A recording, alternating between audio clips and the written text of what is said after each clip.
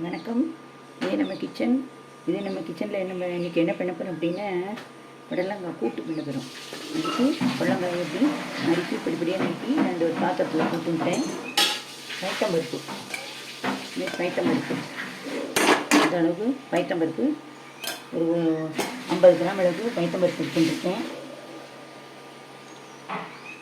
1 table spoon அளவுக்கு கடலைப்பருப்பு, நீங்கள் எது வேணாலும் போட்டுக்கலாம். கொண்டக்கடலை, மரமணி, பட்டாணி, பச்சை பட்டாணி, இதுமாரி எது இருந்தாலும் அதையும் போட்டு விடலாம்.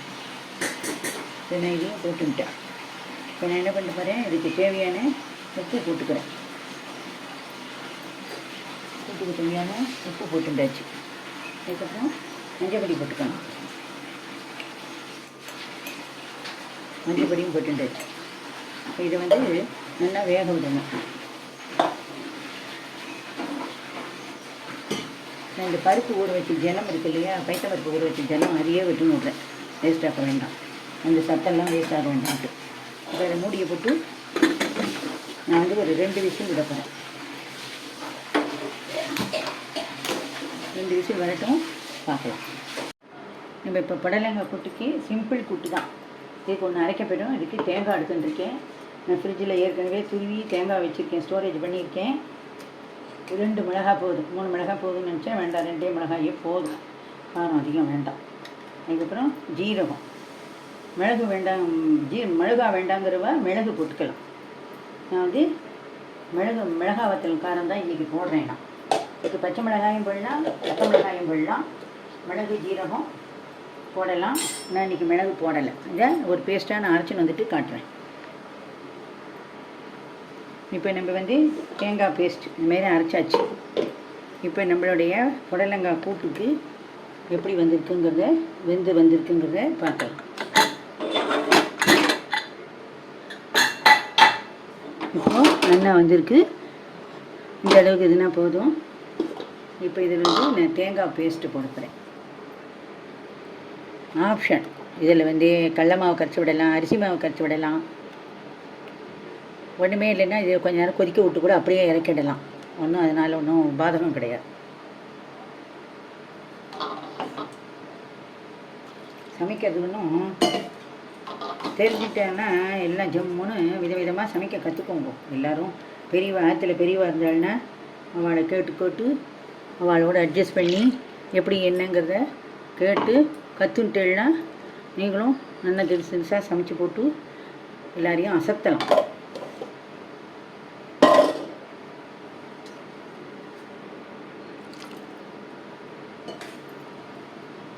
இப்போ நான் அடுப்பை பற்ற வச்சு இதை ஒரு கொதி விட போகிறேன்.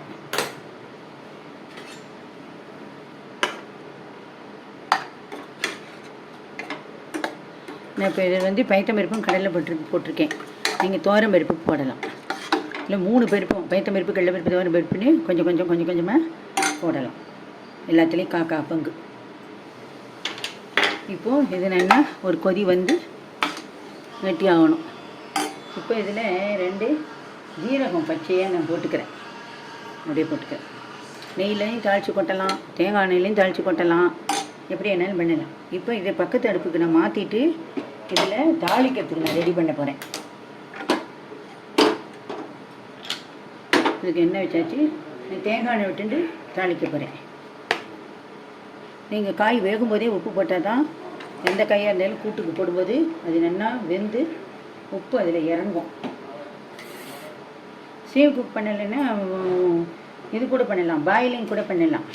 மட்டை ஜலத்தை வச்சு ஜலத்தை வேஸ்டாமல் கொட்டாமல் அப்படியே வேக வச்சு இறக்கிடுங்க. இப்போ கடுகு போட்டுருக்கேன், 2 உளுத்தம் பருப்பு போட்டுருக்கேன். வெடித்து வரணும். இதில் கருவேப்பிலை போடலாம், மிளகாய் வத்தல் போடலாம், எது வேணாலும் போடலாம். பெருங்காயம், தூள் பெருங்காயம் இருந்தால் அதையும் போடலாம், எது வேணாலும் போடலாம். இப்போ இது வெடித்து வரணும். வெடித்து வர வரைக்கும் நம்ம வெயிட் பண்ணணும். இது வெளியில் தெரிக்காமல் இருக்கிறதுக்காக இப்படி ஒரு கரண்டி இருந்து வச்சுட்டோம்னா அது வெளியில் தெரிக்காமல் இருக்கும். அடுப்பு சின்னதாக்கிடணும். பெருசாக வச்சுட்டு மாரி கரண்டி வச்சா இந்த கரண்டியெல்லாம் கறி படிஞ்சிடும். இப்போ நல்லா வெடிக்கிறது.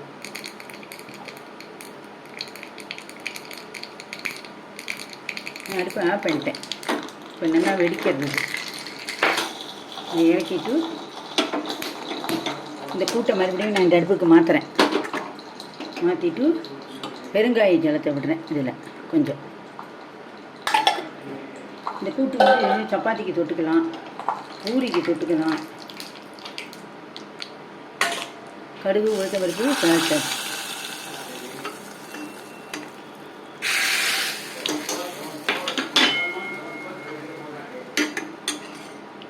இது என்னென்ன கொதிக்கட்டும்.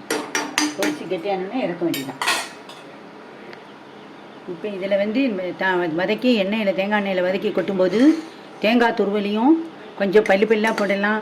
பல்ல வறுத்துட்டு போடணும், சிவக்க வறுத்து. இல்லைன்னா தேங்காயை துருவலை வறுத்து போட்டு அப்படியே கப்புன்னு அப்படியே மூடி வச்சிடணும்.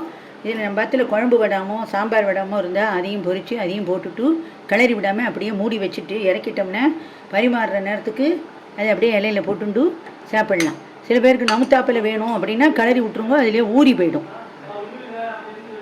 இதேமாரி நீங்களே பண்ணி பாருங்க. கொஞ்ச நேரத்தில் இது நல்லா கெட்டி ஆகிடும். நன்றி, வணக்கம்.